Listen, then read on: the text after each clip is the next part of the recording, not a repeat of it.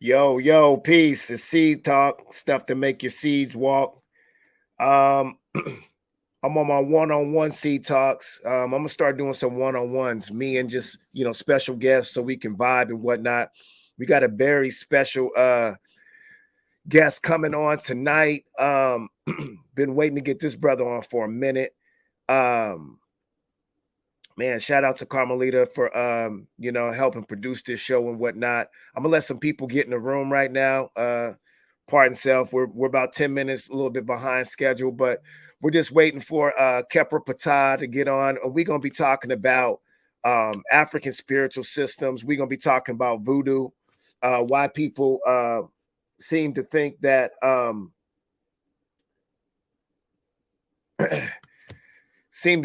voodoo is a form of devil worship, and so I think it's interesting to get someone who is a practitioner of the art, and let's bring him in right now. Khepra Ptah, welcome to the Sea Talk.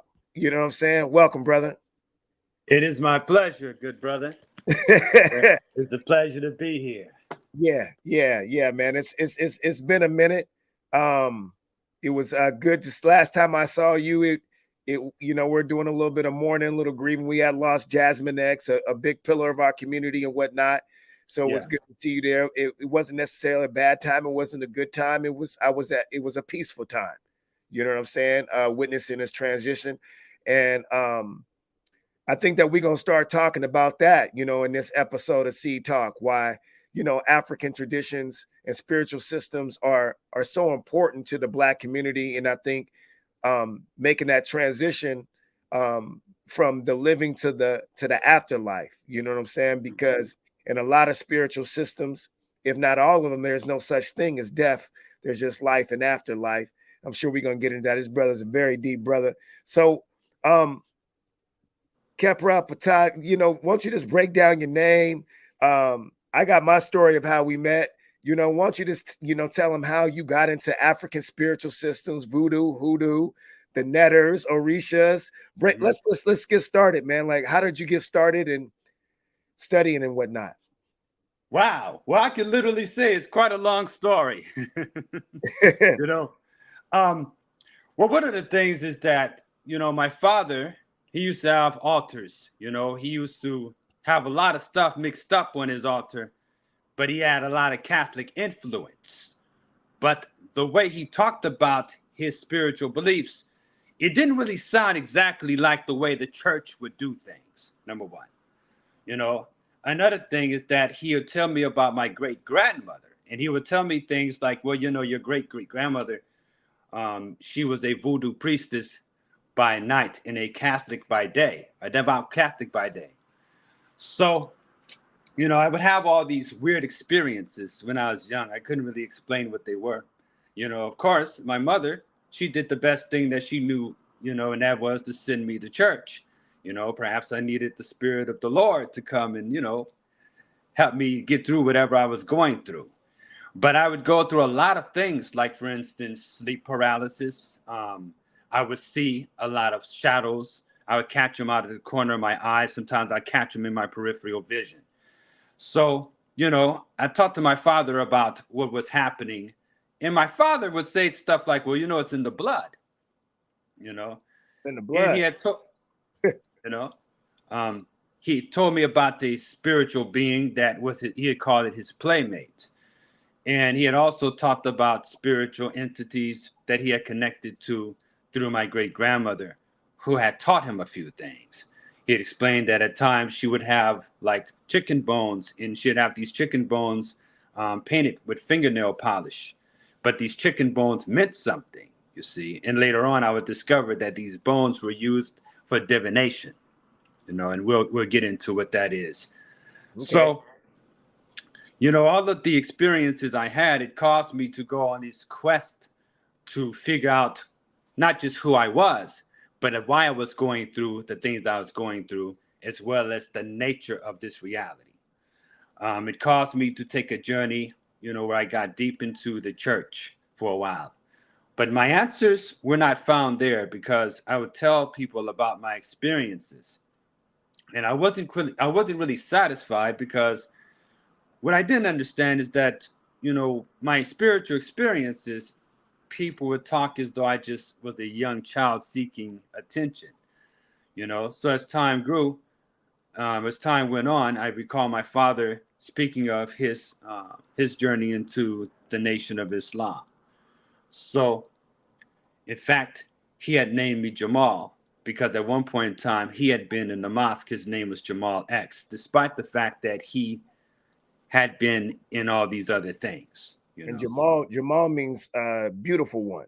Correct. Right. Yes. Mm-hmm. I think it's Swahili, right? You can find it in Swahili, but also Arabic as one of Allah's 99 attributes. Got you. So some people in the Black community will call your father a quote unquote jack of all trades. Mm-hmm. I would say that this is just proof that the Black community brought a lot of their cultural instincts to America when they came, and we were very, very plural. I would say, very plural or pluralistic. We study many things. Correct. You know what I'm saying? Like when I went back to Africa years ago, I haven't been back in about 15 years. When I made my first pilgrimage to Africa, to Ghana, my brother who was showing me around Somalia, he is a Muslim. He's a Sunni Muslim, but as we walked around the villages, he would still say, "Don't take pictures of people because they think that without their permission, because they think that you're putting a juju on them." Yes. So that goes down to, spiritual systems and whatnot. So he never abandoned what he learned in his, individual tribe. You know what I mean? Mm-hmm. So, what would you call your father? He went from being a, like a Christian or a Catholic to Voodoo to the Nation of Islam. I mean, how would you describe it? Well, I think I call my father a juju man. He just took from the various systems. Even when he had joined the nation, he had already been, connected with the voodoo, through grandmother. The thing about it is that probably like myself, he before me decided he was going to search and figure out what was going on with him. Because a lot of times he would speak on communication with angels and spirits. Sometimes these spirits were ancestors, you see. So, in Louisiana, for instance, I spoke with my uncle. He's not a Christian. He's actually a Buddhist, but he started out in the church. And I spoke to him about, seeing ancestors or those who had passed on. And to him and to the rest of the family down there, it wasn't really a big deal. That's like, oh, that's nothing, but that's no one but Aunt Betsy. That's how they just say, oh, okay. Well, that was, that's Big Bob, that's Aunt Betty. Right. So it wasn't really a big thing because, at that time, to the elders, they were kind of like used to it. To them, even going to church, it was a very spiritual thing, So when I went down to Louisiana to visit my family, right, they took me into this area, kind of like past the bayou into a small church, just like, to me, it was in the middle of nowhere. Right. But when we went inside the church, the quality of the spiritual energy was different from all the other churches that I went to. Now, if you're familiar with the tradition of the Orishas, right, they have what you call is the bembe. And you'll get like 3 drummers and they'll sit down, they'll play the drums, and they'll play the drums until the Orisha may come down, whoever they may have been doing the bembe for. Now, Orisha, for those who don't know, is a spiritual force, a force of nature, or a spiritual being in which each and every one of us are born with 2. We have a male and a female assigned to us by the supreme being in the Yoruba language, Olodumare, in the Fan language, Mawulisa. These beings, one is a male, one is a female, and based on who these particular Orishas or Voodoos are, it will determine your destiny and what you're supposed to be doing in life. These particular Orisha in which you are born with are meant to guide you. However, you find out who they are through the process of divination. So anyway, getting back to what I was experiencing out there in Louisiana, and this is like close to Franklin, the small country, a small town. that's not really too much discussed on the map or anything like that. But when you go there, it's like Little Africa. Right. When when I was in this church, the energy came down and everybody started catching the Holy Spirit at once. And it felt more like a bembe than anything else. And the bishop there, who turned out to have been my cousin, he himself went into trance and he began to prophesy to the people and tell them about things that were happening in their life with pristine accuracy. He told my auntie that she was a prophet of Christ. But when he got to me, I noticed something very interesting. And that is, he didn't mention Jesus. But he told me that one of my jobs had something to do with helping to guide the people into a great light. That I will never forget. But okay, so you got this message from your relative, from your elder, that you were meant to be put on this path. So that pretty much gave you a signal. Now you said that you were supposed to be on this path to be a priest, to study the African spiritual systems, to hold close to this idea of voodoo. You said a lot, man. You said a lot. You were talking to a lot of people on the outside. You're talking about ghosts and spirits. We're taught through Hollywood and through a lot of Christian folklore and whatnot, and just word of mouth, that we shouldn't be believing in ghosts, and ghosts is that devil stuff, and that's just not good. I mean, you're trying to tell us that you were seeing spirits and ghosts? Yeah, indeed. And the thing about it, I'm not here to disrespect anyone, as far as what they may believe in. But we also got to keep in mind that the African systems looked at things somewhat differently. So they believe in the supreme being, but the difference is it's almost similar to the concept of Jesus if you think about it. And that is, the Christian church doesn't believe that you can approach God directly, but you have to go through the Son to get to the Father. But in the West African traditions, like for instance, the Yoruba, Olodumare, which is the supreme being in the Yoruba tradition, says that you know me through my orishas. Right. So what is taught and understood is that the supreme being is such a vast entity that you do not deal with the supreme being directly. And the supreme being is too occupied creating universes and basically, doing what the supreme being does to directly meddle in human affairs. So therefore, the supreme being works through other agents. You have to have mediums. Correct. Is it the same thing in Kemet, when they talk about netters? Is it the same thing or similar? Is orishas like netters? Is it like spirits? I'd say the netters are to the Egyptians or the Cometians what the orishas are to the Yoruba. You see, now there is a supreme being called Ra Neberteshara, or Neberteshara, which means the Lord of the universe or the Lord of the limit. You see, and this being breaks down into Amun Ra Ptah, right? And then there's the netters that emanate from these beings as well. So there's different theologies. Just like among the Yoruba, different regions had different orishas who were considered to be supreme, the most necessary in that region.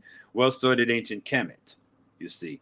So you can communicate with the Neteru, and it is my belief that the word netter is where the word nature comes from because of the fact of the Roman occupation.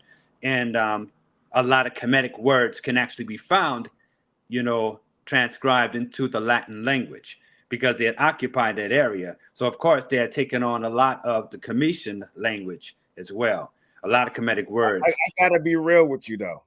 Okay, so I've studied a lot, and I've studied under you. I used to come to the Sunday sessions, and so I bear witness to African spiritual systems, Voodoo, Ifa, Santanera, all that. I bear witness to all that. I also studied the Nation of Gods and Nerves. I've studied the Nation of Islam. I've studied Sunni. I've studied Buddhism. I studied Judaism. I've studied all their, the Abrahamic, religions. And I can tell you, in all my studies, I've never seen no spirits, man. Brother, I've never, and the only time I've said I've seen some kind of spirit remotely is when I was experiencing dream paralysis. Where it was really just resting in my subconscious, and then I woke up and nothing was there. And I will say this, if I ever did see a spirit, it wouldn't be no Casper the Friendly Ghost or a ghost experience. It wouldn't be anything that would scare me. You know what I'm saying? But how do you explain a person like me who considers themselves an incredibly spiritual person? I just don't bear witness, but I'm not going to disrespect anyone who does. If you said you saw it, and Brother Jasmine was one of the main brothers who said he saw all kinds of things. Brother Jasmine said he saw the mothership one day, several times, and I was like, okay, brother, I've never seen that, and I'm just listening to you. I've never seen no spirits. How do you explain that, Khepra? Well, different people have certain sense faculties developed in certain ways. You see, some people, they have the sense, right?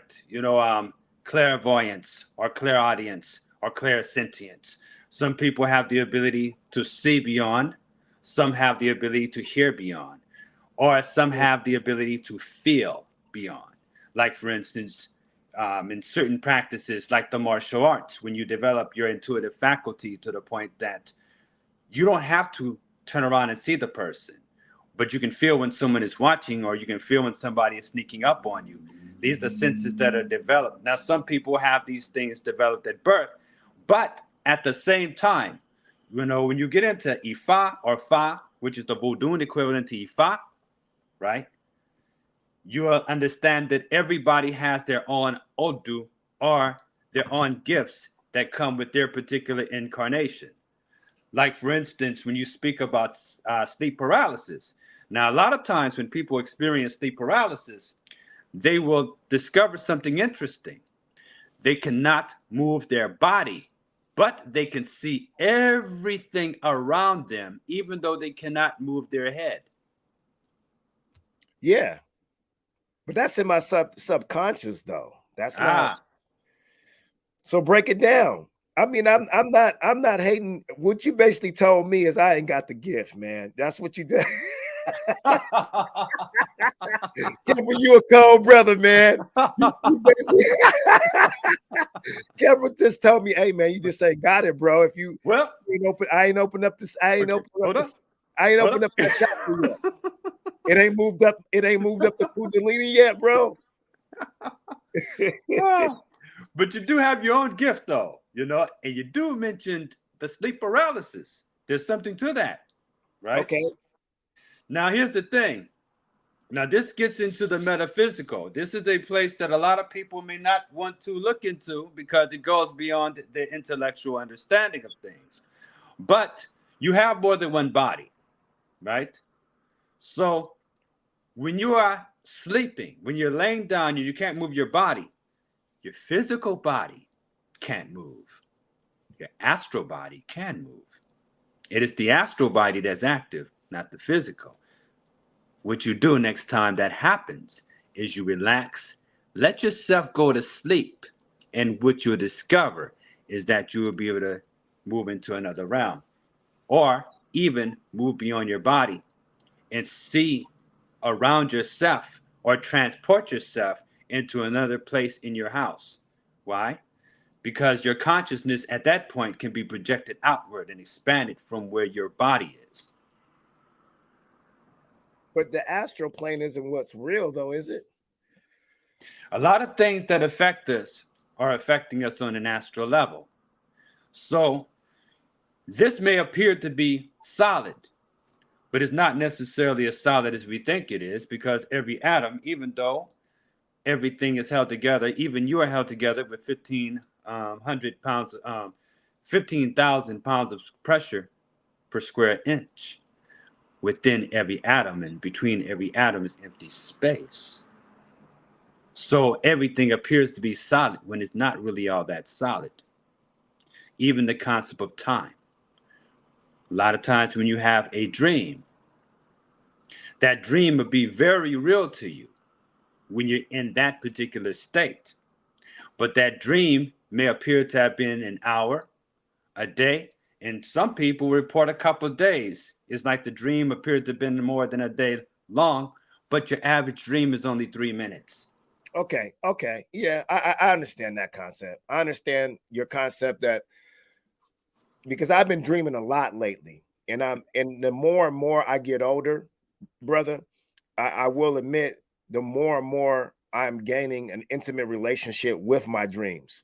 Like I look forward to dreaming because it's heightening my awareness, but I haven't figured out how to make that supreme connection of like, okay, how do I interpret this dream to maybe forecast what's going to happen or something like that. But I know the opportunity is there. Like I had a dream the other night that I was getting into a conflict with one of my students, and I went to, lash out and in self-defense and attack the student, and I woke up.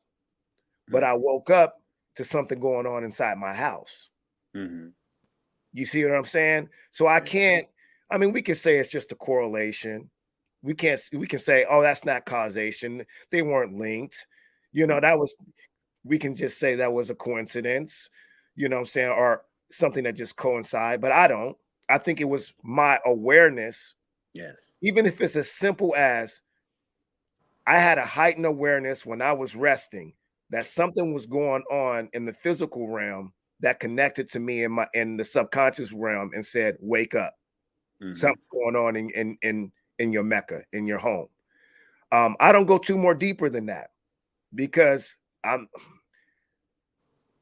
dwelling right now in this physical, realm, dealing with this first, and I'm a very spiritual person, but I try to stay away from a lot of talk that's going to get our people away. And then so they're calling it a spooky science. I understand. You understand what I'm saying? I feel like it, and let's just jump into that real quick. Because I want you to define it all, but I want you. The first time I met you, Khepra, let's get into it, man. Okay.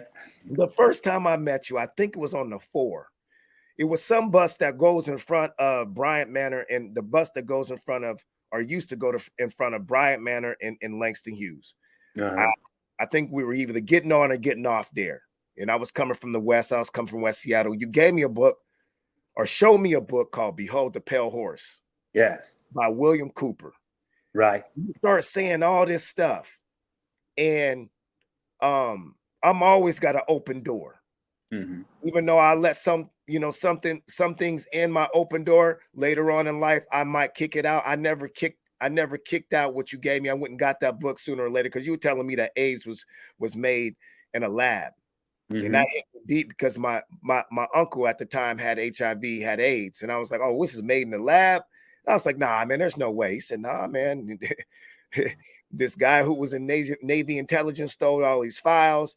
And then talks about New World Order, it talks about secret society, it talks about Illuminati, it talks about this, it talks about the world economy, the Trilateral Commission. I was like, oh, come on, man.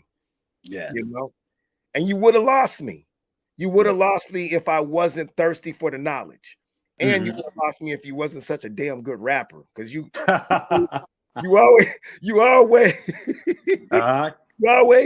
always had a nice spit on you, and it was good. It was a great marketing tool because I say he must know something because the brother's rhythm is on Pizzoin. So I just kept studying, and I would see you around town, and you were part of that group that you, Wayman, and B. Asia was in, and I think there were some other members too called 360. Correct. And y'all was spreading this, but my thing is how do we not lose our people? Like, how many times have you lost your people and they don't want to deal with you because they're like, oh man, don't mess with Copper Top. See, I put your other name out there too. Right. Yeah. Don't mess with don't mess with Copper Top because he be on that spooky stuff. He's talking about he's seeing ghosts, and he told me that if I masturbate too much, then I'm losing my intelligence because there's DNA. Hey, Well, Khepra, you was going around town saying some really deep stuff, man. mhm. Yeah, So how do yeah. you not lose your people, but still draw attention to the power within in voodoo? And then I want you, and then after you answer that, I want you to go in. What is the difference between all the different things? Because a lot of people be calling this devil worship. A lot Mm, of our brothers and sisters who study Judaism, mm, Christianity, and Islam, they be like, man, that's some devil worship stuff, man. Like, yes. that's not cool. That's the occult. That's paganism. And we're gonna get into that. But how do you not lose people when talking about this? Because it's pretty deep stuff, and we're not used to dependent on the force and the spirit within us. We're used to depending on the outside source to do all the work. This is true. Well, one of the things I do, in fact, 360, the reason why it was 360 is because it was meant to engage the whole person, you see? Right. So it's kind of like, okay, if I can't hit you spiritually, I'll hit you intellectually, you know? And also, there are things taking place around us in the society in which we are a part of. Now, one of the things I did at the time is I brought awareness to what was happening in the physical world, you see? And I showed them from the ground up. First, you have to understand and acknowledge what's going in the physical world, because you may not have been initiated into spirit by spirit as of yet, or you may have and just not know it yet. So I would show people and talk to people about the symbolism in the dollar bill. And I also explained how the secret societies, as we call them, also work with esoteric knowledge, aka the occult, aka hidden knowledge. But this knowledge that is people consider to be hidden is actually a part of every religion. Every religion has its exoteric and its esoteric traditions. There's that for the knowers, and there's that which is preserved. There's that preserved for the knowers, and that which is distributed to the believers, or should I say, the faithful. So if I figure that I'm speaking to a person who may be more of a faith-based person, then I'll work on speaking the language that I'm familiar with, you know, when it comes to their particular tradition, or that they're familiar with when it comes to their particular tradition. You use that as a baseline, use that as a starting point, and you're able, based on your teachings, to draw them back to whatever they're studying. You're able to Most do that. definitely. Most definitely, because you see, Okay, so okay, sorry. I'm sorry to cut you off, but I want to make sure that people are following this. So if I came to you and I said I was a Christian, you would be able to tell me how Christianity is directly tied to the Fan or the Voodoo or Santanera or Lecumi, Ifa, all that. You be able to tell me that. I'll be able to show you where it connects, but I'll also be able to show you where it diverges. Okay, then do it then. Do it. So I come to you and I'm a Christian because I'm gonna do it with Islam too. And I want to see you do it with Islam. Because I can do it with because I can do it with Christianity and I can do it with Judaism. But it gets a little more difficult. I can do it with Islam too, but it gets a little bit more difficult because they ain't really dealing with none of that stuff, man. They it's they shut a lot of that stuff down. The Arab colonialism was pretty hardcore, and we got to understand that they enslaved us before the Europeans. The sub-Saharan slave trade came before the transatlantic. Mm-hmm. So I'll come to you as a Christian and I say, well, go ahead, man. You guys over there sacrificing chickens, drinking blood.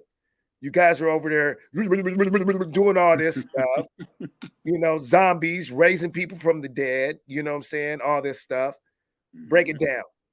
Well, did not Lazarus, you know, they rose, Jesus raised Lazarus from the dead. Jesus himself raised from the dead. Abraham was about to sacrifice his son, you know, and they also have the animal sacrifice all up in the Old Testament. Jesus represented the lamb. So you do not have, according to the Christian tradition, they teach that he was the lamb that was slain because he represented the lamb, you know, that was slain back in the day to atone for one's sins. And according to Catholic tradition, which all of your Christian traditions in the West derive from, whether they want to acknowledge it or not, there's the concept of transubstantiation. When you believe that you can drink the blood of Jesus and eat the flesh of Jesus in the form of the wine and the bread, and that this literally transforms into his flesh and blood inside of your system. So that's there. Jesus Christ is also a human sacrifice that people have been taught to worship. Again, I mean no disrespect, but I just want people to look at what we were taught from an early age in these traditions to see these traditions as the one and only true way, and to not talk to anybody else outside of these traditions. And you were scared by being told that if you dare question the Lord or question these teachings, it can send you to hell where you'll burn forever and you'll be at the mercy of the devil, who's also burning forever. So Christianity teaches you to not acknowledge a familiar spirit or the ancestors, but at the same time, they always have you acknowledging the Jewish ancestors, like Abraham, Isaac, and Jacob. And if you was into the Judaic tradition and they read the Torah, they are reading the Torah and they're reciting the Torah, but they're acknowledging these prophets as ancestors. When you get into Jesus, when you get into the book of Matthew, you know, the first chapter, you're reciting Jesus's lineage. You see? So the recital of a lineage and everything else, all that is there. The remembering of the lineage. Working with ancestors when it comes to West African tradition is important. Also, even in Kemet, everywhere in Africa where you have an indigenous practice, they always acknowledge their ancestors, but it was not so much as the worship as people have been led to believe, but it was remembering and veneration, because these ancestors are within you and you're a continuation of your ancestors. So you're speaking to that part of you that goes all the way back to the beginning of manifestation or creation, or should I say the Big Bang. Okay. I knew you was going to go with the sacrifice. It always gets me when people be like, those people are doing, they're worshiping the devil. And what's interesting in African spiritual systems, you know what I'm saying, like Ifa and Voodoo, there is no such thing as the devil. Correct. You know what I'm saying? So you know, you're over here, you're sacrificing stuff to the devil, and you're doing devil worship. And I'd be, but a chicken, y'all sacrificed the whole human being to start y'all religion. Yeah. Indeed.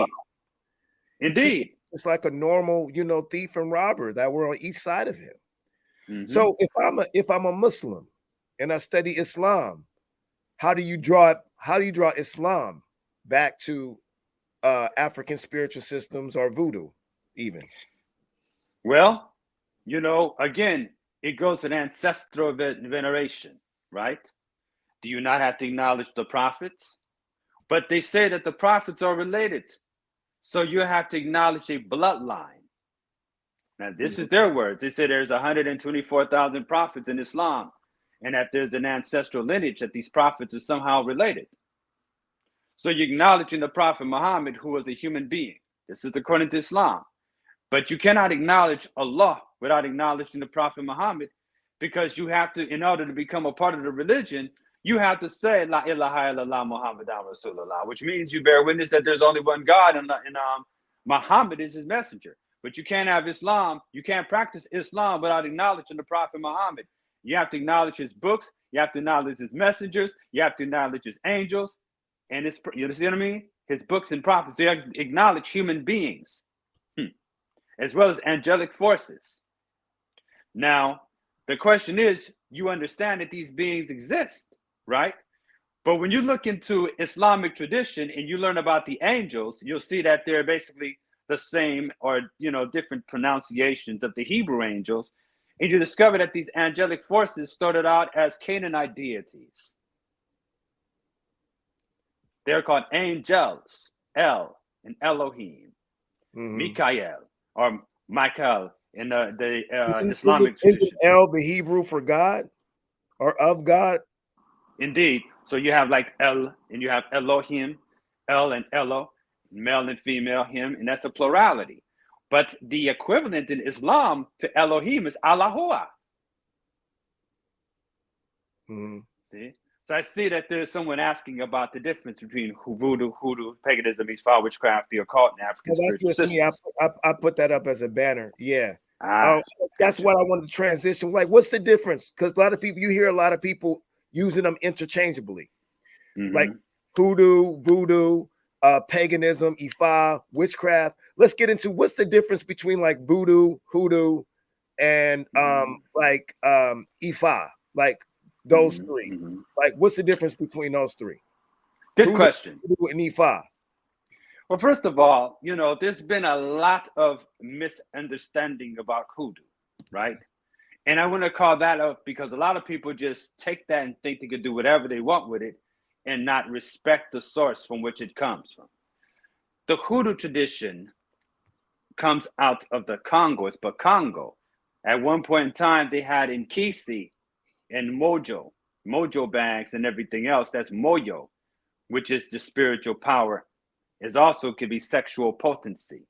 But this spiritual power is something that is transferred into an object. They call African spiritual tradition animism.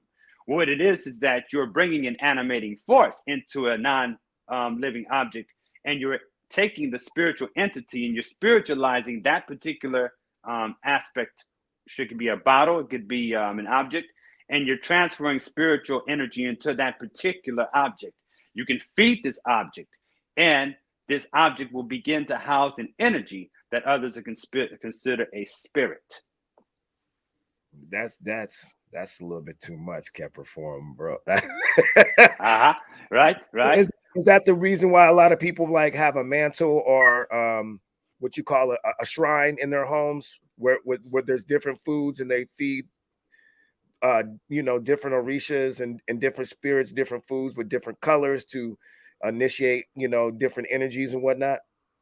Indeed. But if you look at this, it's very similar to even your Western occult traditions, because they understand if you're trying to attract a certain energy towards yourself, right, you need to create the environment, right? So you put up the colors. You may deal with a certain smell, right? A certain fragrance that a spirit may like, right? So you'll take this fragrance, you'll wear it, but you only wear it for spiritual purposes. Otherwise, it'll lose its potency when it comes to what you're trying to do. Like, for instance, let's say you want to deal with is that like feng shui? Is that what they call it? Like, correct. Yeah, feng shui. Go ahead, say it again. Feng shui has a similar concept. See? Like you organize like different things around the house to have different energy around the home and whatnot. Correct. You see, when you put up your shrines, a person who is dealing with, like, for instance, a priesthood initiation or a priesthood tradition, they may divine and ask where the spirit may want the shrine at. You see, because you may put the shrine in some parts in your house, but the energy will not be as efficient or as effective as if you was to do divination and let the spirit guide you in where to put the shrine. Got you. So what is the difference between hoodoo, voodoo, Ifa? Is it just like it's just different parts of Africa, different parts of the Caribbean, different parts of Latin America or South America and in the United States? Or is it just branches? So voodoo, is it branches of just one big tree and root, or what is it? Well, there's some similarities and there's also variants. For instance, you have voodoo or Voodoo, right? So that originates, much of it comes from Benin. So it comes from that part of West Africa and Benin and Dahomey and so forth. And their tradition, they have Maulisa, or they may have the variations of beings they call voodoos. But voodoo or voodoo means spirit, right? It can also mean spirit of God or divine spirit, depending on how you look at it. Down in Louisiana, even though some people consider voodoo to be derogatory because they see it as generic and Hollywood-like, but it still comes from the same meaning as far as spirit. So voodoo is spirit, okay? And then you have, when you go into, I talked about hoodoo having its origin in the Congo. And then there's Ifa. Well, here's the thing about Ifa. Ifa is a system that goes along with, like, for instance, the Yoruba. That's the higher aspect of their Isheshe tradition. Today, they call it Isheshe, meaning tradition, right? But in the diaspora, it's a part of Lecumi, right? And it's also, yes, Santeria also recognizes the Babalao who practice Ifa. But the thing about it, though, is that you have Ifa and you have the Orisha. But both of these are systems that may stem from one tradition. Am I making sense? Yeah. So the higher aspect of the Orisha system of the Yoruba is Ifa. but the higher aspect of the Voodoo and the Fan, you know, and Dahomey is Fa. It's just like Ifa, it's the same system now, but you know, Ifa of the Yoruba, they tend to put a lot more emphasis on Orumila as the prophet of Ifa. You see, now when you get to Fa, they speak about the 16-eyed God. These 16 eyes, just like Ifa, these 16 eyes deal with the 16 patterns of divination that breaks down into 256 different combinations. And in these 256 different combinations, each and every one of them have stories, remedies, songs, prayers, and incantations to summon the force or the deity that you would like to work with, that you would like to invoke or evoke, and however you're supposed to work with this particular force. And that's the Babalao in the Ifa tradition of the Yoruba. But in the Fan tradition, is you have the Bokor or the Bokonan. Yeah, that's awesome. You know, me, I'm just a little initiate, you know, who runs around and, you know, lightweight scholar when it comes to the Ifa. I just look at it. There's many different languages to speak to the spirit that's within, and these are all different ways to do it. Carmelita said this is an awesome discussion. I agree. I concur. Jermaine, he should be on here. He said, y'all really going down the windy road tonight. Yes, we are. You know what I'm saying? So it's a great way to start off Black History Month to talk about this, because for me, Black means the source. Black means melanin. Black means carbon. Where there is melanin, there is carbon. Where is carbon, there is life. So it's very important we talk about where the source of life on the planet Earth started. And we're talking about African spiritual systems. Maybe we'll get to if we should be calling ourselves Africa or not in that whole debate too when it comes to African spiritual systems. But I wanted to move a little bit further down, because when we start talking about hoodoo, voodoo, and Ifa, now based on what I've read, I heard I have a book on hoodoo. Hoodoo is, you know, what I read, my understanding from what I read, it came to be like a combination of the many different practices. But I don't know if that's, you know, that's just what I read in the book. I just heard that it becomes like, you know, a combination of the many different languages that came out of Ifa and voodoo and Lecumi and all the, I don't know if that's your understanding of it, not, or one understanding. Okay.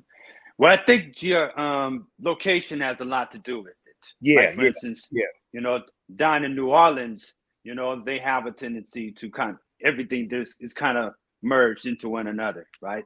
Yeah. You know, in New Orleans voodoo, you know, there's the magic of voodoo. It's not necessarily initiatory, but then there's the Haitian voodoo, and it's much more structured.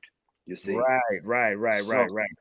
And that makes sense, because the South or New Orleans became one of the mini hubs, like, you know what I'm saying, like the capital hub of where a lot of, you know, Africans from, you know, the Caribbean and all different parts of the Caribbean that came from all different parts of West Africa and Central Africa, they came with their different languages and different ways to, you know what I'm saying, celebrate the spirit and also celebrate the earth.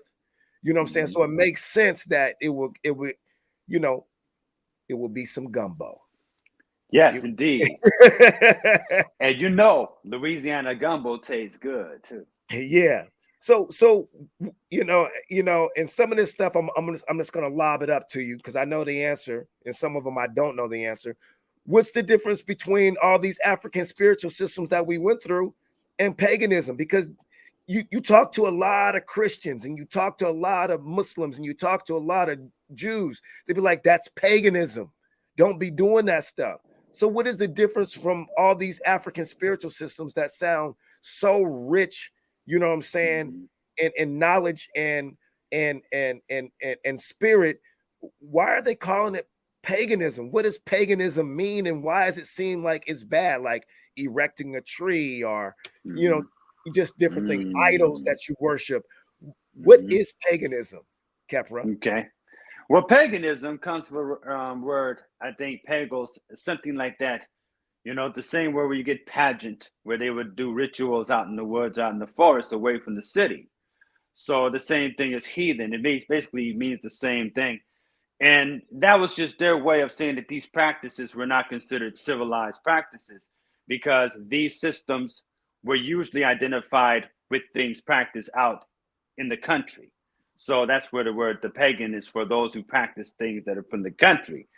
Or you might could just say, and just keep it very simple, a lot of people in the Abrahamic tradition simply believe that anything else that's not considered a religion of the book is paganism. Yeah, You and it see? usually has a bad connotation. Yes, it does, because a lot of people have been taught to demonize what they do not understand. The Yeah. idea of a tree, for instance, you go throughout African tradition and you'll see that trees are very important, very venerated, you know.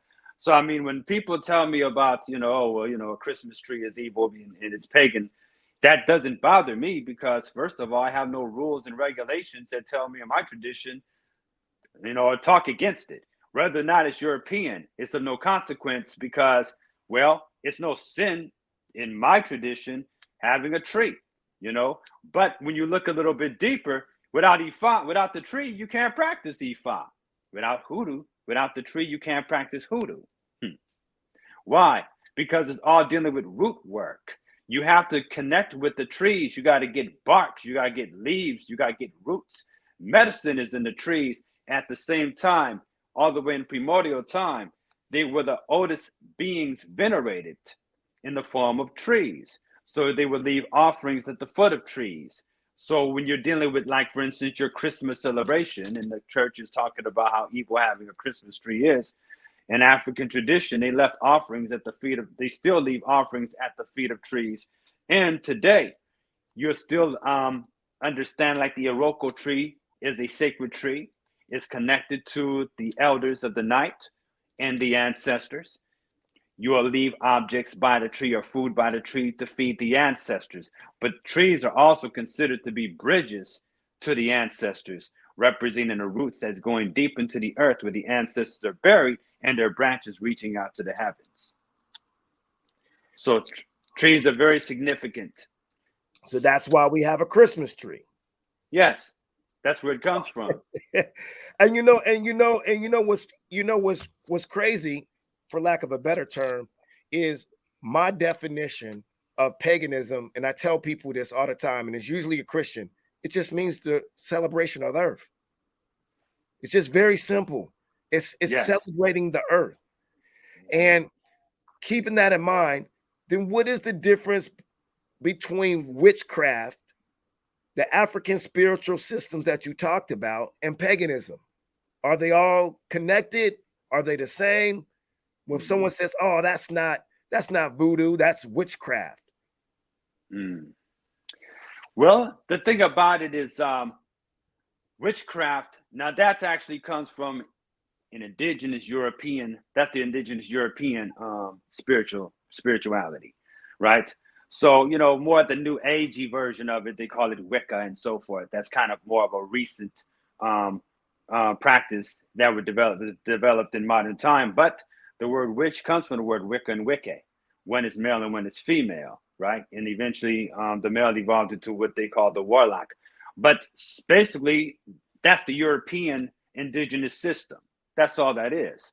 So when the church came into power, they said, we got to wipe these traditions out. You guys, we need you guys in the church, and we need you guys doing our bidding. And if you don't, we're going to kill you. So in the process, they actually murdered over like 60,000 women, accusing these women of being witches, when all they were doing was preserving the ancient ways of their ancestors, including working with herbs, working with incantation, and speaking with the ancestors, and working with all that which you find in the forest. But they came up with this idea that those who practice these traditions were worshiping the devil, and they even accused these women of having sex with the devil. And a lot of times, all she had to do is have a birthmark, and they considered that to be a mark of the devil.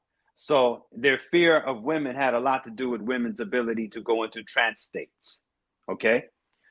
So when we talk about this, and this is very important, because I also want to talk about the fact that, because this leads to something else, the ability to go into trance states where you can alter your consciousness is looked upon as deadly. It's dangerous, because you, what's that?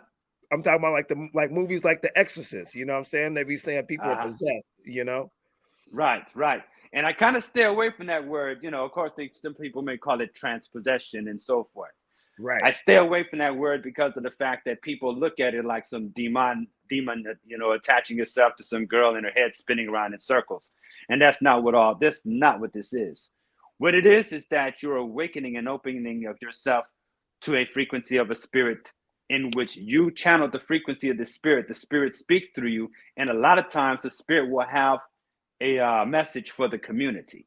Okay. Now, Black people are said to be a very emotional people. But what are emotions other than trance states? You see, what it is that they have used us against ourselves by teaching us or not allowing us to let the elders train us on how to deal with these trance states. Yeah. As a result, we become self-destructive. And that's why initiation and teachings of the elders was so important. Yeah. That's why music and lyrics is important, is important. And it all plays a tool. I don't think you can, it's not just binary. Like some people's like, well, if we just change the lyrics, you know, and the music, and then we can operate at a higher vibration and frequency because the music is a lower fret. Yeah, but we also have to compete with the conditions that we live in. Also, everything has to play a role. Because the one thing I like about African spiritual systems is when you go to a brother or sister's home who practices African spiritual systems, they'll have a shrine. And what they're doing is, you might say it's spooky, or you're putting some kind of energy into some idol, you know, some kind of statue and stuff like that. But what it is, it doesn't come without some kind of organization and some kind of plans to accomplish some kind of goals in your life. You know, and it usually comes with communicating and congregating with people with like minds, and also being kind to each other. Yes. You know what I'm saying? It all works with changing the conditions in which you live. Correct. And how you love each other, and also how you heal. And that is one of the things that really, really scared the colonizer, is because we really didn't need them. Exactly. They needed us to heal. Like, how in the world are they using the plants and herbs from the ground to heal their hurt, to create medicine? Because if you go and you really study it, if you know any kind of science, your vitamins, all your pharmaceutical drugs, they're just commercial manufacturers of what we were doing with Earth. That's all it is.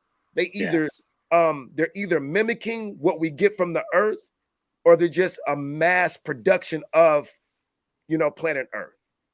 Cutting out fair trade, for example. I'm dropping little breadcrumbs. Go research it. Okay. Indeed. So they're learning from us. And I've always noticed throughout history, see me, anytime a melanin deficient person or a white person or a European, however you want to say it, they go study under our initiation rites, and they go back to teach the people, like, hey, this is what the ancestors taught us before we look like this. And they're telling us that we didn't always look like this. You know what I mean? We were darker people, and we learned from the Earth. Their life would be threatened, if not killed. Yeah. They talk about Plato, Socrates, how they went back and they taught them. They were like, first of all, I don't know what you're talking about. You're crazy. Right.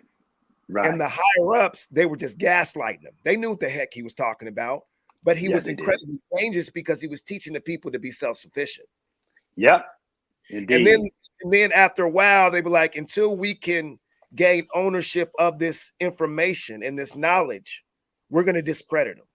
But all the great people in Greek and Roman history that they refer to, I've been to the Louvre. I've been to all their museums, the British Museum, Pythagoras, Herodotus, Plato, Socrates, Aristotle. A lot of them, if not all of them, studied in Egypt or Africa. Yes, they did. And then they came back and was like, hey, hold on.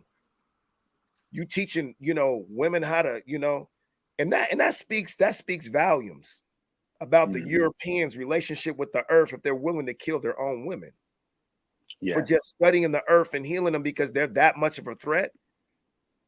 So when I say that Europeans' cultural values or melanin deficient people's cultural values are different based on their relationship to the sun and the earth, people don't want to believe me. But the truth is in the pudding,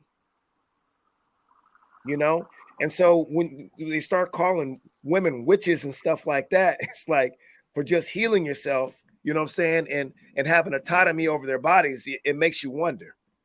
And it makes you wonder how much we adopt as people, when we're learning from them and we see their spiritual systems, the European spiritual systems, as the higher standard of gold and how to get closer to God in ourselves, when all we are is getting closer to a mystery rather than truth. So why are African spiritual systems good for the Black community? Why? Well, you bring up an important point about as far as the recognition of the power of the woman as well, you see, because you see African spiritual systems, they recognize they're not just he this, he that, there's a female aspect as well as a male aspect, you see. In fact, although Dumare is both female as well as male, okay, and then it's Mawulisa. The female aspect of Mawulisa is Mawu, the male is Lisa, right? And the eyes of Mawulisa is the sun and the moon, indicating that there's a recognition of this polarity, but not just a polarity as opposition, but a dual harmony. That's why we see a lot of androgynous beings, in different religions, you know what I'm saying?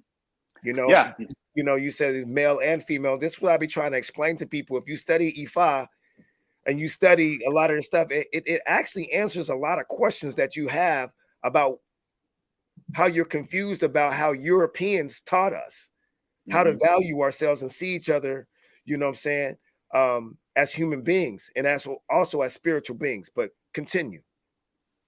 So, it brings this type of balance because not only are you looking at the respect of the sacred feminine as well as the masculine, but there's a proverb in one of the Odu of Ifa called Obara Meji, where it says that both hands wash the other, right? The right hand washes the left hand and so forth, and both hands wash the face. But when we use both hands, right, you're also activating both brain hemispheres, which means that you are balanced. So these African systems were very holistic. I believe earlier I saw where Carmelita had mentioned Sufism and Kabbalah and so forth. And these systems are very similar because it's talking about reaching a state that's beyond. When you go beyond duality, then there is no differentiation, and you're tapping into that undifferentiated aspect of source to be the embodiment of this intelligence and to be able to express it in your unique way. Yeah. And the European learned throughout history, the colonizer learned throughout history, allowing us to celebrate the earth, which we have defined as paganism, allowing us to heal ourselves through the earth, find divinity through the spirit within, the voodoo, we were able to overthrow them. Yes. And and if you talk to anyone or if you read any in-depth research about Haiti and just go further beneath just saying, it's about Toussaint Overture and it's about, Dessalines. No, go deeper. Go deeper to what they were actually studying and recognizing as the supreme force within, and you'll find out it was voodoo. That's how they overthrew the French. It was through voodoo. Without voodoo, they would not have done that. I'm positive. And you're correct, because they even have their own form of, should you say, indigenous warfare, where they can find a part of you and they can break down your DNA and everything else, and then come up with a powder that will only affect you. So other people may walk on the porch and they will not get affected, but you walk on it and it messes you up. You'll find worms in your stomach and everything else. No, I've heard of some stuff, man. I've heard some stuff they blow in your face, and you will do whatever someone tells you to do. Yes. And we know it's possible. This ain't no spooky stuff. We know it's possible. There's drugs like that now. Indeed. There's also hypnotism. Indeed. You know what I mean? So it's like, these are all the things that they told us that we couldn't study anymore, so they could steal it and they could claim it for themselves. Exactly. And they were doing a lot of stuff, man. They were poisoning a lot of people, you know what I'm saying, with the earth. And you know, another thing they were doing was to tap into the energy. I know you know this too. They were training the animals. Yes. They were training animals to be used, you know what I'm saying, as weapons, as they battled the colonizer. And we know the best example is what every military leader follows is Hannibal. Hannibal trained the elephants. Yes, he did. But that's why I say that it was very pluralistic. It's like you might study something culturally, but that has nothing to do with your relationship to the earth. That's the medicine and the food you eat, and that might be different than your religion or your spiritual system. Right. And something I'd like to point out too. It's all connected together. That's true. There's no either or. It's either or and that's one thing. Either or and. Yeah, and that's one thing that the European or the colonizer had to shut down, because they would not be successful in all their pursuits if we were connecting everything. Correct. Yes, and that's the thing. A lot of the Abrahamic traditions teach you about the oneness of God, but indigenous African spiritual systems teach you about the allness of God. You see? So, that's it. We don't just talk about oneness. We talk about allness. Now, you mentioned earlier about the connection with the earth, which is very important. In the tradition of Isheshe, Ifa, and Lecumi, there's the concept called Ewa Puele. Ewa Puele, it means, they break it down to mean balanced character. But it also means, it breaks down, it's an Elysian, it breaks down to mean, I have come to greet the earth.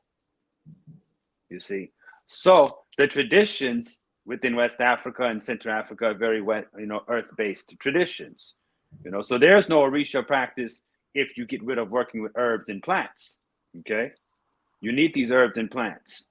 You need to working with the soils and dirts. And you get into Hoodoo tradition, they tell you about getting the various dirts from different areas that you're going to utilize in your rituals, even in your healing.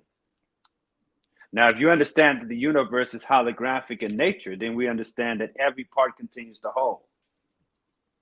And what we're looking at... You said the earth is holographic in nature?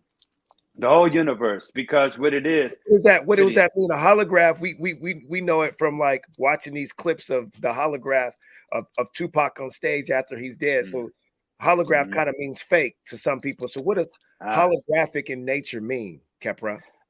So if you take a hologram and you break it into pieces, you'll take the piece of the hologram and it contains the whole hologram. It contains the whole image. So that's what we mean as far as holographic in nature, because the universe is also made up of fractals, which are self-similar parts that make up the whole. Example, the universe would be considered to be a person, and we're considered to be the miniaturizations of that person. But then your body is made up of billions of tiny life forms called cells. You see? So self-similar parts, where every part contains the whole. That is with our universe, how our universe is consistent. That's why when people say, is there life on other planets and this, that, and the third, I'm like, just slow down and break it down. Look at the vast universe within you. Just start there. And that's the universe. That's that universe. When you look up all around, just look at the universe within inside you, how vast it is, and how stuff is just working on its own, has its own intelligence. That's exactly how the universe is working. Of course, there's life on other planets. Ashe. And that's exactly what the ancestors were able to do. They were able to go within interstellar travel. They went to inner space because they understood as above, so below, as within, so without. You know, I remember a brother, you remember Brother Patrick Kendrick from back in the day. I remember him sharing this with me. He said, when you're feeling down and out, the best place to go is in and up. So the key to even what people call ascension is going inward. Now I got to ask you this question because I know some people are thinking about this. There have been some conversations. I don't remember the name off. I know I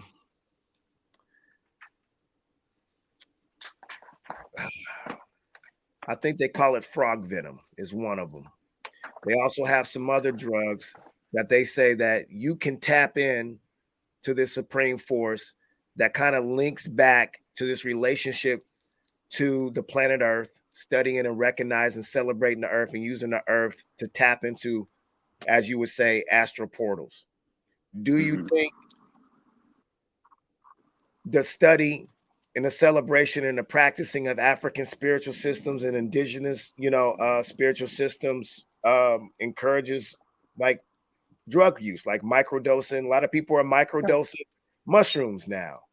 Yeah. They call it DMT, pardon self, DMT. There's another one that they take that they say causes intense vomiting. Will Smith talks about how you got to have a practitioners all around you and a circle and a support group. I forget what it's called. Someone put it in the comments. I know y'all know what it is. It's similar to DMT, but to tap into that subconsciousness and that astral plane, there is the use of using the earth as a drug. Do you think like indigenous spiritual systems encourage that? Oh yeah. In fact, what we're seeing, all the drug use that we have is basically when they have taken that and they've made it artificial, you see. So a lot of drugs that you see out in the street and everything else and designer drugs, they were at one point in time, they derived from natural things. Even cocaine derived from the plant, but it's just been processed. You see what I mean? You know, someone mentioned ayahuasca. Well, there it is. That's the one I'm talking about. Thank you, Watson, Rob. That's the one that Will Smith said he did, and said it took him to a whole different level. Yeah, go ahead. Yes. So the use of plants and the using plants to get into trance states is common in African traditions as well. You know, but the thing about it, like I said, you know, you'll even find some of your Somali brothers and sisters who may be chewing on the chat, which is like the grass stems and everything else. It puts them in somewhat of a euphoric, peaceful state. But there's also hallucinogens and everything else to help you get into that other state. But some of these things are secrets. Like, for instance, when they put you in that state, when they put you in a trance for 3 days and then they revive you, that's a practice that is still found in West Africa among the people that do voodoo. You said 3 days? Yes. Someone rose after 3 days.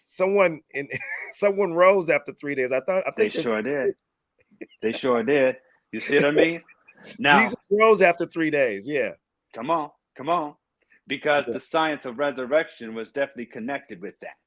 You see what I mean? So if you're looking into the secrets and the mysteries, well, they use herbs and everything else to put you in that trance state. Even in the concept of making zombies in Haiti, that's a real thing. It is a real thing. Zombies is an actual term. It's an actual term in voodoo. Yes. Right. And it'll take certain herbs, and it also takes something from the puffer fish. And they would utilize that and make a concoction, and they'll get that into the person's system. And then they'll put this person in this state where they cannot do anything on their own free will. You see, they had to literally outlaw making zombies in Haiti because they were doing this quite a bit. What's the advantage or benefit of someone being in that zombie state through these herbs and these medicines from the earth? Well, unfortunately, there's the left hand and there's the right hand. We do not encourage people to deal with things in a negative way. But in Haiti, they're also dealing with spirituality from a place of warfare too. You see what I mean? So making somebody a slave and whatnot, that's what they were doing, that taking away their free will. That's what that was. They'll kill off like part of the left brain and put them in a situation where they'll take orders and then they have them work. The colonizers were doing that, or the people were doing that towards each other, or both? These were people doing that towards each other. These were the people doing that towards each other. You see? So there's the positive aspect and there's the negative aspect. But one of the things that I also want to talk about, because I don't want people to get caught up on that, be like, oh, well, you guys go around making zombies. No. That was only a group of sorcerers or a certain type of sorcerer that would do that sort of thing. Mm-hmm. Yeah. You so know. We've come. We gotta have a to be continued. We gotta have you back on the show. We do a plan of action, you know, at the end of every show. So I want to ask you, the plan of action. I'm gonna use it in the form of this. It's like, how can we use African spiritual systems, you know, to improve, you know, your life? How can someone use African spiritual systems to improve themselves? Good question. Beautiful question. Well, first of all, in a tradition of Fa or Ifa, in Voodoo and Orisha or whatever, they all have their systems of divination. You see? Now, according to like these traditions, you came here and you came here with a mission that you had when you were in the realm of the ancestors, but you forgot that mission. So divination helps you to remember by reminding you what it is that you were meant to do here. But things happen where you were thrown off track. First of all, your first traumatic experience was being born and emerging from the womb. That's when you first forgot, you see. But then as you go in through life, you go through other traumas and things that further take you off where you're supposed to be. So what happens is that people end up becoming successful one thing, but it's like they built their ladder on the wrong house, you see? So in other words, they're unfulfilled because they're not doing what it is that they're supposed to do. When you get an Ifa divination, right? Or you work in Mere di Lagoon, which is the system of divination of the Orishas and so forth, they're able to tell you who your spirit guides are, that is your Orishas, right? And what your purpose is and what's taking you off course, and what you can do to get back on course. What are the rituals and the rites that you need to do to get you back on course? But sometimes they'll tell you that, hey, you know, it may not always be something where you could just go and give some fruit or even give a chicken to a deity. Sometimes the sacrifice may be simply you getting some therapy. Yeah. You know what? My plan of action is, see, this is why I like building with Khepra, because he go real deep. I'm gonna keep it real simple. How you use African spiritual systems to add on to what he said to improve yourself. Talk to a brother like him. Find out what kind of fruits, what kind of foods that you can eat, what from the earth can heal you. That's a great place to start. Tell him what your trauma is. Talk to there's a lot of priests and priestesses and sorry, I don't know if I'm saying it right, pardon self. In Seattle, in your community. Just look them up, man. Start asking the right questions. I say. Instead of trying to demonize people, which makes, you know, people who study Ifa and Voodoo go kind of underground, because, you know, once we start making stuff known and you know what I know, it makes you a target. You know, so start asking the right question. Hey man, anyone study Ifa, or like what I should be eating and the type of plants? Correct. Because I guarantee you, check this out. You take any of this pop culture trends that they come with vitamins and stuff that you're supposed to be doing, like fasting and all that. It came from African spiritual systems. It really did. It really did. Fasting's a part of it. How you use like turmeric, all this stuff that you're using, zinc, all this melatonin and all this, your relationship to the sun, you know, it all came from, you know, indigenous people studying the earth. So indeed, tell somebody, you know, like Khepra, and say, man, I'm going through this. Can you teach me? Can you teach me? of how to remedy this. And you can, and correct me if I'm wrong. They ain't got to go fully in with the whole, what do you call it, a divination? Mm-hmm. Call it. Right. Yes. He, You know. yeah, Brother Khepra been building with me for a minute, and he's like, "Well, I'm just gonna give you a little bit of what you need." You know, sometimes people are so scared to portray Christianity or Judaism or Islam or whatever they're studying. They think that they can't go over to African spiritual systems, learn a little bit, and take it back and improve their lives. You know, so they can keep coming back. Indeed. Indeed. And you know what's interesting is even in Africa, you know, preachers and imams go to the priest to ask where to build their churches and their masjids. Mm-hmm. You see? So one of the things that's interesting right now is you know, a lot of people are starting to get more into indigenous spiritual systems. They're going and they're reading the books from Barnes and Noble. But you Yeah. know, and I'm not here to diss people that do that, but what I would say that if you want to have a legitimate connection with the spiritual system, then you'll speak to a priest or one who can take you through initiation if that's the path that you're interested in. Now, not everybody may need necessarily to get initiated, okay? But for those who are interested in a particular path, it's good to speak with a priest who has went through the training and things of that nature. You know, I wouldn't recommend people do some of the things that they hear about the priest doing without having the proper training. Now, I've read several books. Sorry to cut you off. I've read several books on Yoruba and Ifa and Voodoo. They say exactly what you just now said. Just be careful of who you study underneath, because some people will be trying to charge people money and all this stuff and all this other things that be going on. But we tell the same people in the Nation of Gods and Nerves, man, yeah, you can go on the internet and learn your degrees, but it's best to get you an enlightener so they can teach you and build that relationship. So speaking of building that relationship, come on, man, how can they build a relationship with you? What you got going on, man, brother? I heard you got a book coming out. I heard that you sharing your light. You bringing a torch to the darkness, man. Tell us what you got going on, brother. Peace. Peace. So right now I'm working on a book called Solarization, Pathway to Ascension, but I was speaking about how we work with the ancestral forces and also breathing meditations and working with herbs to reawaken and raise our life force. You see what I mean? So it's called the Pathway to Ascension, but we're talking about the pathway being an inner journey, you see, like I mentioned earlier. So that's one of my projects that I'm working on.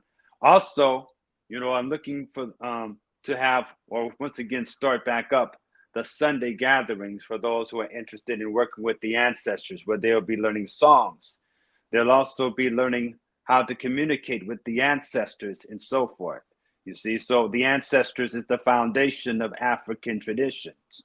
Most of them, you have to go to the ancestors if you want to develop the spiritual power to do the things in which you want to do, including work with other spiritual beings like Orishas.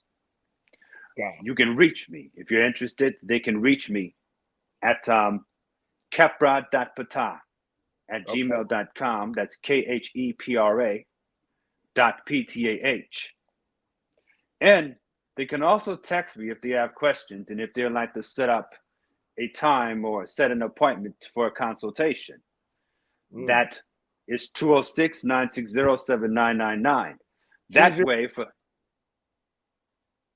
206 960 560 960 960. Okay. 7999. Okay. It's a good ending. Okay. And let them know what your email it is again one more time. Okay. So it's my name, Khepra.Ptah. That's KHEPRA.PTAH at gmail.com. Now, also, if you're interested in other things in which I'll be sharing, you can also find me on YouTube under the same name, Khepra Ptah, KHEPRA Ptah. Okay. I'll have to put that into the I'll put that in the I'll put that in the chat. Your YouTube and all that and stuff like that. But it's been great. We're gonna have to connect again very, very soon, man. Very, very soon, within the next week or so, because there's so much things I want to go over. I want to go over some people was like, man, why black people always studying this Africa stuff, man? We ain't even from Africa. We were already here. We didn't get to that because I wanted to talk about the people were like, man, we weren't already here. And I'm like, if we were already here and we ain't from Africa, then why are they doing the same thing we doing over in Africa? Yeah. Doing over here. So it's like, yeah. So we get into that, man. But I love you, brother. You look the same as you did when you were younger, man. We both keeping our youth, and that's because we are studying African spiritual systems and we're trusting with the that spirit, that life force within us, and we're not relying on, what I'm saying, any, our oppressors, value system to take care of ourselves for the most part. That's definitely a plan B or C, but the plan A is to rely on what our ancestors has taught us. So in the spirit of Black History Month celebration, thank y'all. Be on the lookout. February 11th, 5 p.m. Hiawatha Lofts. We're having a Black History Month celebration with the Griot Party Experience. Inbox me if you want some. First 5 people is going to get tickets, but we got spoken word, we got food, we got drink, we got a live DJ with DJ CB4, we got networking, we got vendors. So February 11th, Hiawatha Lofts, 5 p.m. Come check us out with the Black History Month celebration. Peace, y'all. We out. Peace. Peace.